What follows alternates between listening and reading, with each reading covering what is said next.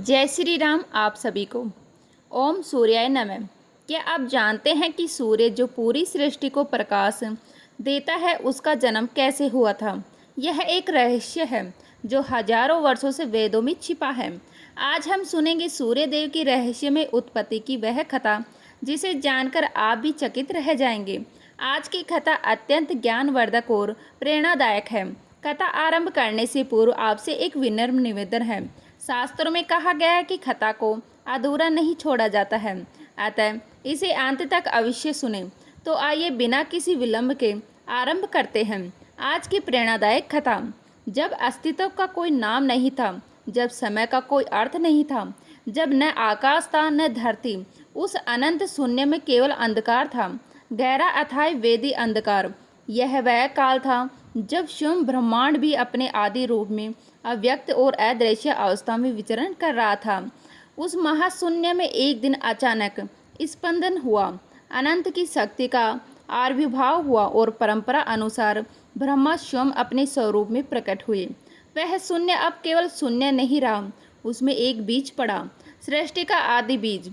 उस बीज से प्रस्फुटित हुआ एक दिव्य कमल, जिसकी सुवर्ण कांति से सारा अंधकार तिरोहित हो गया। उस कमल के मध्य में विराजमान हुए कमल योनि ब्रह्मा, सृष्टि के आदि स्पष्टा स्वयं को चारों ओर अंधकार से घिरा देख ब्रह्मा विचलित हुए। उन्होंने अपना स्वरूप प्रकाशित किया, किंतु उनका प्रकाश उस अनंत अंधकार को वेदने से असमर्थ रहा। तब उनके मुख से अनायासी प्रथम शब्द उच्चारित हुआ, ओम। यह केवल एक शब्द नहीं था, यह प्रकाश का तेज था, सूक्ष्म ऊर्जा का स्वरूप था। मैं सबका आदि हूँ, अंत हूँ, मुझसे ही सृष्टि का बीज निहित है। लेकिन इस अंधकार में मेरी सृष्टि कैसे विकसित होगी? ब्रह्मा ने विचार किया। उनके इसी विचार से एक अद्भुत घटना घटित हुई। उनके द्वारा उच्चारित ओम का शब्द अचानक एक ज्योति पुंज में परिवर्तन हो गया और इस प्रकार से इसका प्रकाश एक दिव्य आकृति प्रकट हुई, तेजस्वी दिदीप्याम सर्वणिम। वह आकृति ब्रह्मा के चारों ओर प्रदक्षिणा करने लगी और जैसे जैसे वह घूमती गई अंधकार पीछे हटता गया।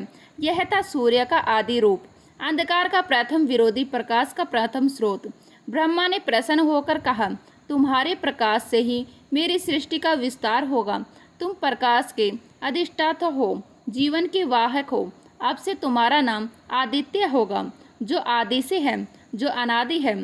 उस ज्योतिमय पुरुष ने नतमस्तक होकर कहा, मैं आपका सेवक हूँ प्रभु, आपके आदेश का पालन करना ही मेरा कर्तव्य है। ब्रह्मा ने सूर्य के तेज को 3 भागों में विभाजित किया। प्रथम भाग से अग्नि, द्वितीय से विद्युत और तृतीय से ऊष्मा की उत्पत्ति हुई। इन तीनों से ही आगे चलकर सृष्टि का विस्तार हुआ। सूर्य के प्रकाश से प्रकाशित होकर ब्रह्मा ने सृष्टि की रचना आरंभ की। इस प्रकार अंधकार के गर्भ से प्रकाश का जन्म हुआ, जिसे हम आज सूर्य के रूप में जानते हैं। जैसे जैसे सृष्टि का विस्तार होता गया, ब्रह्मा ने मानस पुत्र मरीचि का जन्म हुआ। मरीचि के पुत्र थे महर्षि कश्यप, जिनका तप और तेज आदित्य था। कश्यप का विवाह प्रजापति दक्ष की 13 कन्याओं से हुआ, जिनमें अदिति और दिति प्रमुख थी। अदिति देव माता कहलाई और दिति असुर माता। एक बार की बात है, जब देवताओं और असुरों के बीच भयंकर युद्ध हुआ। इस युद्ध में असुरों ने देवताओं को परास्त कर दिया और उन्हें स्वर्ग से निष्कासित कर दिया। देवताओं की इस दुर्दशा को देखकर अदिति का हृदय व्यथित हो उठा। उन्होंने अपने पति महर्षि कश्यप से कहा, स्वामी, हमारे पुत्र देवता अब अनाथों की भांति इधर उधर भटक रहे हैं, उन्हें उनका अधिकार दिलाने के लिए कुछ कीजिए।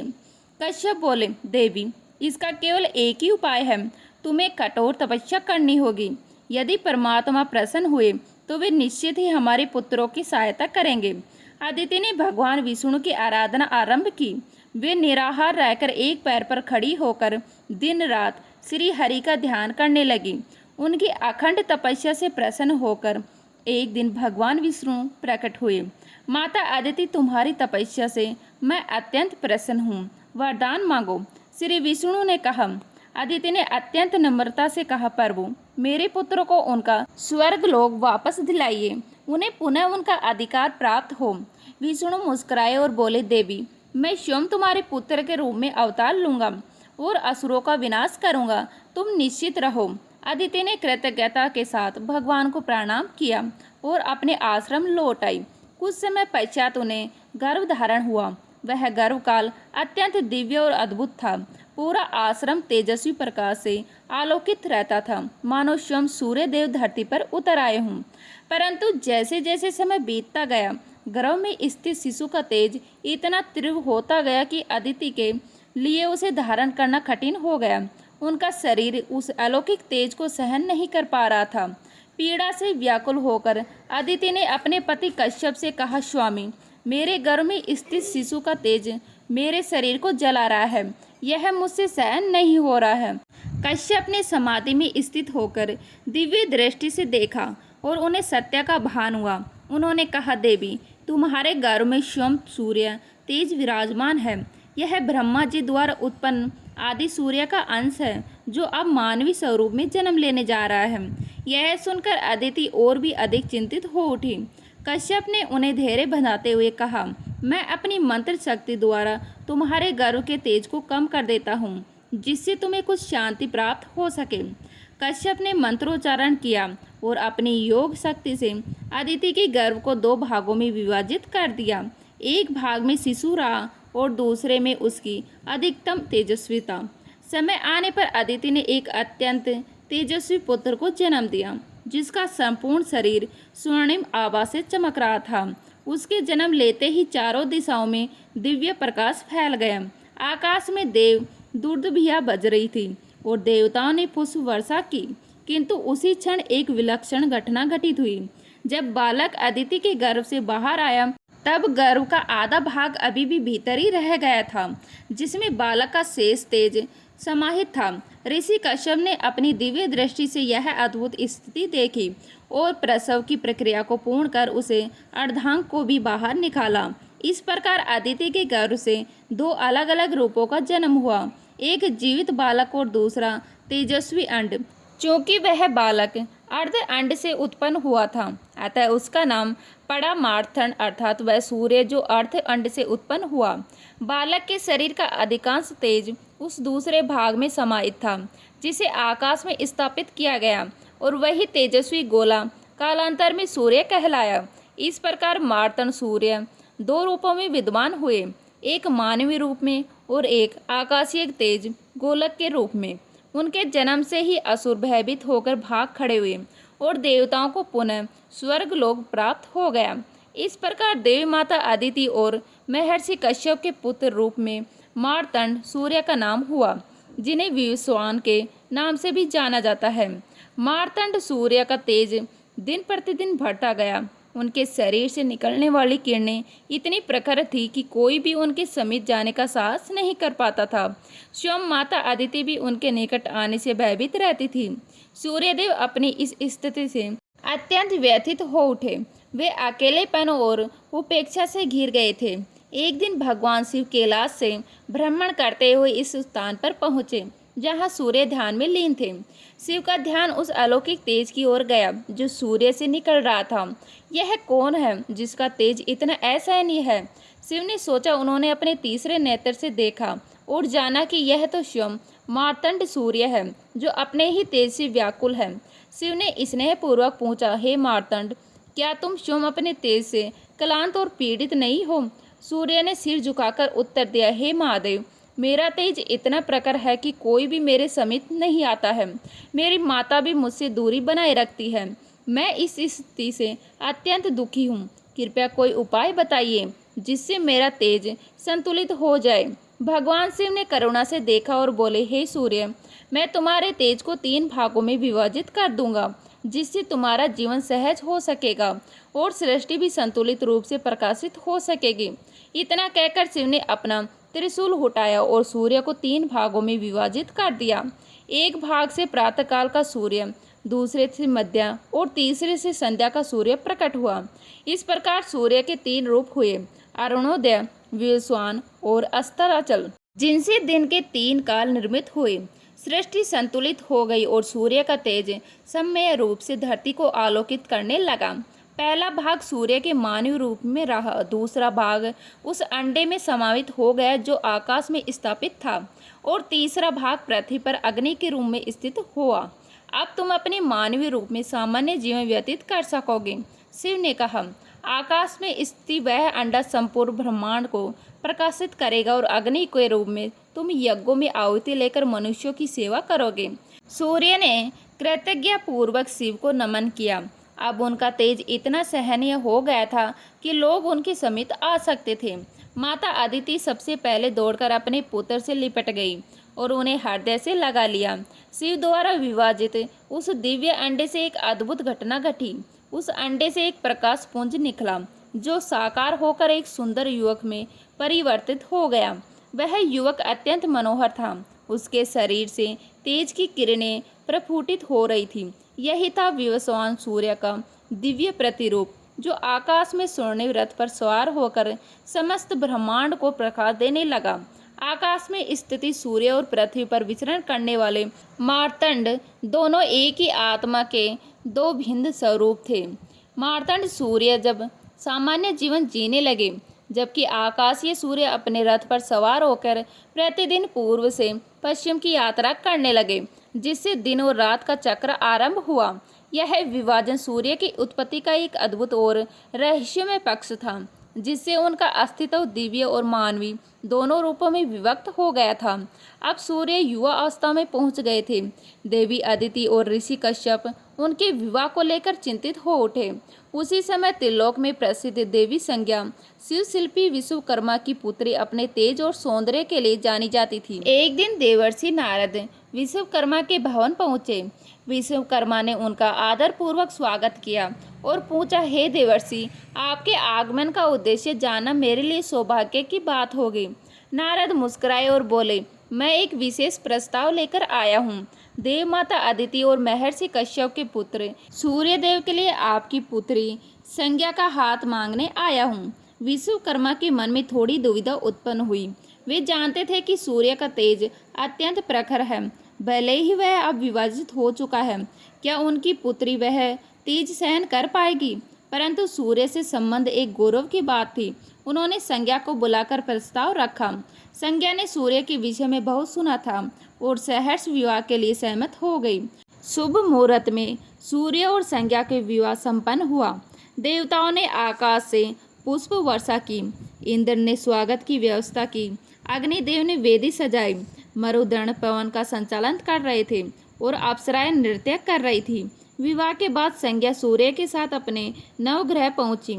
सूर्य ने उसे प्रेम पूर्वक अपनाया और उसका हर प्रकार से ध्यान रखा। समय बीतने के साथ संज्ञा ने 3 संतानों को जन्म दिया। यह परिवार सुखी था, लेकिन एक समस्या धीरे धीरे उभरने लगी। सूर्य का तेज अभी भी इतना प्रखर था कि संज्ञा को उनका साथ सहन नहीं हो पा रहा था। उनके शरीर की आभा आंखों को चुभती थी, उनका स्पर्श जलन देता था। वह भीतर ही भीतर क्षीण होती जा रही थी, परंतु अपने प्रेमवश उसने कभी कोई शिकायत नहीं की।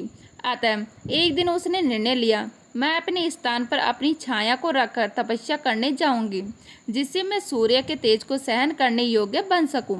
उसने अपनी छाया को आदेश दिया, तुम मेरे स्थान पर रहो, बच्चों की देखभाल करो और सूर्य देव को मेरी अनुपस्थिति का आभास न होने दो।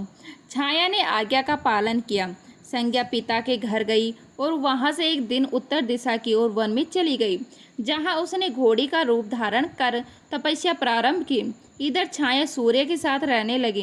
प्रारंभ में सब ठीक रहा, किंतु धीरे धीरे छाया का व्यवहार बदलने लगा। उसने बेवसुत मनु यम और यमी के साथ रूखा व्यवहार करना शुरू कर दिया और अपने 2 पुत्र सारुंठ मनु और शनि को अधिक प्रेम और विशेष अधिकार देने लगी। यम के साथ तो वह कठोरता की सारी सीमाएं लांघ गई। एक दिन क्रोधित यम ने छाया को पैर से झटका दिया, जिससे क्रुद्ध होकर छाया ने उसे श्राप दे दिया, तुम्हारा पैर सड़ जाएगा। यह सुन यम भयभीत हो गए और सूर्य के पास पहुंचकर बोले, पिताश्री, मैंने माता का अपमान नहीं किया था, फिर भी उन्होंने मुझे ऐसा भयंकर श्राप दे दिया। क्या माता अपने पुत्र को ऐसा श्राप देती है? सूर्य चिंतित हुए और उन्होंने अपनी दिव्य दृष्टि से संपूर्ण ब्रह्मांड का अवलोकन किया। उन्हें सच्चाई का पता चल गया। वे छाया के पास आए और उससे सत्य पूछने लगे। भयभीत छाया ने सारी बातें स्वीकार कर ली। संज्ञा की पीड़ा, उसका वन गमन और छाया के रूप में स्वयं के रहने की बात। सूर्य यम को सांत्वना देते हुए बोले, पुत्र, तुम्हारा पैर नहीं सड़ेगा, किंतु उसमें कीड़े पड़ेंगे और उसी से मानव जाति उत्पन्न होगी। तुम मृत्यु के देवता बनोगे और जीवों को न्याय करोगे। फिर सूर्य संज्ञा की खोज में चल पड़े।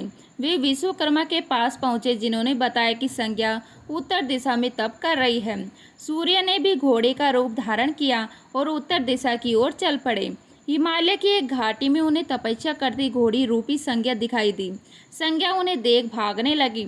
सूर्य भी पीछे दौड़े।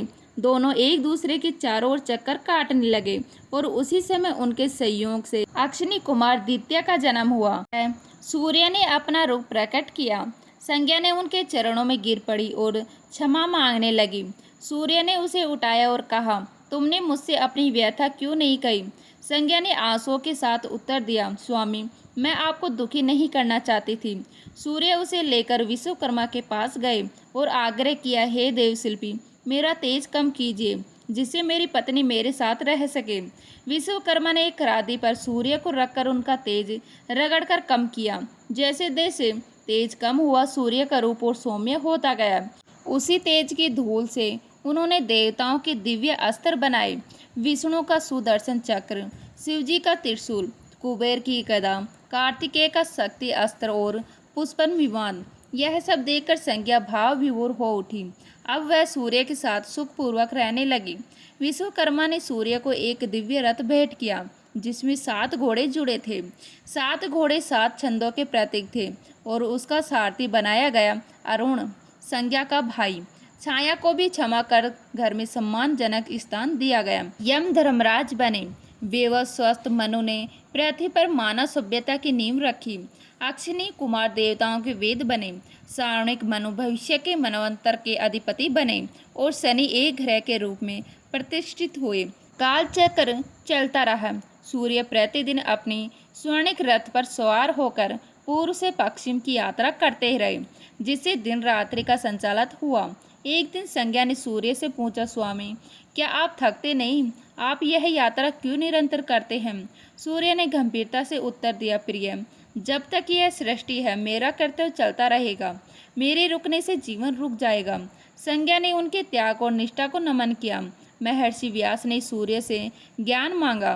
प्राणिनि ने व्याकरण और कई ऋषियों ने उनसे विद्याएं प्राप्त की। श्री कृष्ण ने स्वयं अर्जुन से कहा, प्रकृति के इस महान ज्योति स्वरूप को भी मैं अपनी योग माया से संचालित करता हूँ। सूर्य का तेज ही जीवन है। एक श्लोक में कहा गया, आदित्य में नमस्कार, ये कुर्वती दिने दिने जन्मांतर सहस्त्र त्रेसु दरिद्र नोपजायते। अर्थात जो प्रतिदिन सूर्य को नमस्कार करता है, वह हजारों जन्मों तक दरिद्र नहीं होता। यह कथा केवल सूर्य की नहीं, बल्कि त्याग, प्रेम, तप और कर्तव्य की वह महान गाथा है, जो सृष्टि को जीवन देती है। प्रेम से बोलिए जय श्री हरि विष्णु। ऐसे ही और भी रोचक और आध्यात्मिक वीडियो के लिए चैनल को सब्सक्राइब कर लें। और आपको ये कथा कैसी लगी, कृपया कमेंट करके ज़रूर बताएं। वीडियो पसंद आया हो तो लाइक करें और अपने दोस्तों के साथ शेयर करें। तो मिलते हैं इसी तरह की नई वीडियो के साथ। तब तक के लिए जय हिंद, जय भारत, जय श्री राम।